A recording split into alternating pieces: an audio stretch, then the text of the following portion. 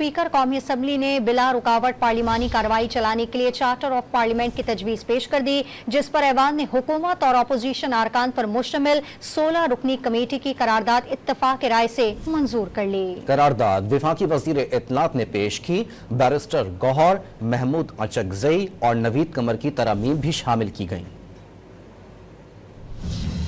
قومی اسمبلی اجلاس میں اظہار خیال کرتے ہوئے اسپیکر قومی اسمبلی نے شکوہ کیا کہ پی ٹی آئی دور میں اپوزیشن ارکان کے پروڈکشن آرڈر جاری نہیں کیے گئے، لیکن وہ اس روایت کو آگے نہیں بڑھائیں گے۔ ایاز صادق نے کہا کہ سیاسی جماعتوں میں چاہے اختلاف ہو لیکن ارکان کو ساتھ ہونا چاہیے۔ انہوں نے میثاق پارلیمنٹ کے لیے آج ہی حکومت اور اپوزیشن کے 16 ارکان پر مشتمل کمیٹی تشکیل دینے کی تجویز پیش کی۔ ہم بھول جائیں کہ ماضی میں کیا ہوا، ہماری لیڈرشپ آپس میں بیٹھے نہ بیٹھے، مگر کیا ہم پارلیمنٹیرینز پارلیمنٹ کی خاطر، بہتری کی خاطر، کیا ہم کوئی چارٹر آف پارلیمنٹ نہیں سائن کر سکتے؟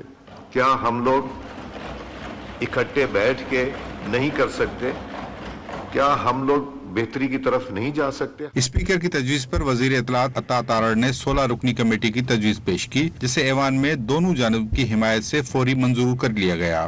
I wish to move under Rule 244B of the Rules of Procedure and Conduct of Business in the National Assembly 2007 that a special committee may be constituted by the Honorable Speaker comprising 16 members of the National Assembly from Treasury and Opposition benches and the Minister of Parliamentary Affairs to discuss, analyze and firm up recommendations regarding issues related to the Parliament and its smooth functioning۔